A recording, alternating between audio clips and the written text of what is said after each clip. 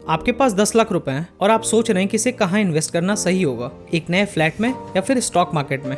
आपने सुना होगा कि रियल एस्टेट एक सेफ ऑप्शन है, लेकिन क्या आपको पता है एक सही स्टॉक इन्वेस्टमेंट आपको उससे ज्यादा रिटर्न दे सकता है। पर यह भी जरूरी है कि गलती से गलत जगह इन्वेस्ट ना हो जाए। आज की इस वीडियो में हम करेंगे एक practical comparison share market versus real estate और जानेंगे कि कौन सा इन्वेस्टमेंट आपके लिए सही है। इस वीडियो को एंड तक जरूर देखिए, क्योंकि आपका एक सही इन्वेस्टमेंट आपका फ्यूचर बदल सकता है। सबसे पहला पॉइंट, इन्वेस्टमेंट अंडरस्टैंडिंग बेसिक्स। पहले समझते हैं दोनों ऑप्शंस के बेसिक्स। शेयर मार्केट क्या है? ये एक जगह है जहां आप कंपनीज के शेयर्स खरीदते हैं और बेचते हैं। यहाँ आप एक कंपनी का हिस्सा बन सकते हैं और उसके ग्रोथ के साथ साथ अपना पैसा मल्टीप्लाई कर सकते हैं। दूसरी तरफ रियल एस्टेट एक एसेट है, एक घर, फ्लैट या जमीन जो आप खरीदते हैं और रेंट या रीसेल से प्रॉफिट कमा सकते हैं। दूसरा पॉइंट है रिटर्न ऑन इन्वेस्टमेंट, ROI। अब बात करते हैं रिटर्न्स की। रियल एस्टेट का ROI स्टेबल होता है, लेकिन इतनी तेजी से नहीं बढ़ता है जितना स्टॉक मार्केट में होता है। स्टॉक मार्केट में अगर आपने सही कंपनी चुन लिया तो आपका इन्वेस्टमेंट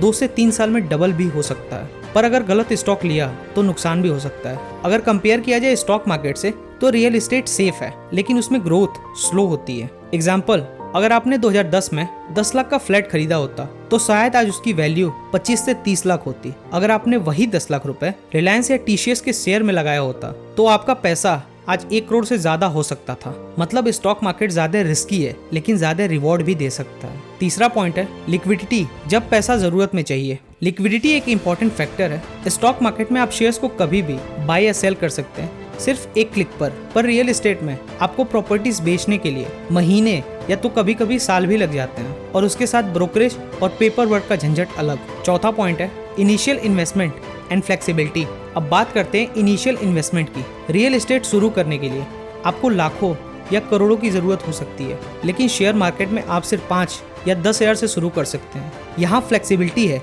कि आप अपने बजट के हिसाब से इन्वेस्ट कर सकते हैं। पांचवा पॉइंट है रिस्क फैक्टर।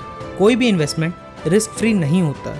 स्टॉक मार्केट में प्राइसेस डेली फ्लक्चुएट करते हैं, और अगर आपने बिना नॉलेज के इन्वेस्ट किया तो नुकसान हो सकता है। रियल एस्टेट में रिस्क कम होता है, लेकिन प्रॉपर्टी डिस्प्यूट्स, मार्केट स्लोडाउन और लोकेशंस के इशू की वजह से वहाँ भी रिस्क है। Point number 6, tax benefit. दोनों इन्वेस्टमेंट पर टैक्स लगता है, लेकिन उसके बेनिफिट्स अलग है।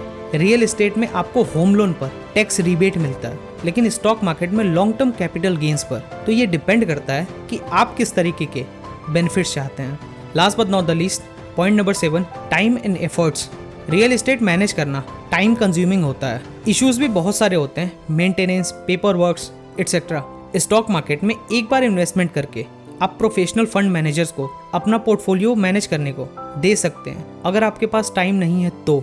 दोस्तों, दोनों इन्वेस्टमेंट के अपने प्रोज एंड कॉन्स हैं। अगर आप एक लॉन्ग टर्म स्टेबल इन्वेस्टमेंट चाहते हैं और ज़्यादा रिस्क नहीं लेना चाहते तो रियल एस्टेट आपके लिए सही है, लेकिन अगर आप ज़्यादा ग्रोथ और फ्लेक्सिबिलिटी चाहते हैं तो स्टॉक मार्केट आपके लिए बेटर हो सकता है। सबसे ज़रूरी बात यह है कि आप अपने फाइनेंशियल गोल, रिस्क एपेटाइट और नॉलेज के हिसाब से डिसीजंस लें। दोनों इन्वेस्टमेंट में सक्सेस तभी मिलेगी जब आप सोच समझकर और स्ट्रेटजी के साथ इन्वेस्ट करेंगे। तो आपको क्या लगता है, स्टॉक मार्केट या रियल एस्टेट? कमेंट करके ज़रूर बताएं। उम्मीद करता हूँ आपको वीडियो इन्फॉर्मेटिव लगी होगी। आपका कीमती समय देने के लिए बहुत बहुत धन्यवाद।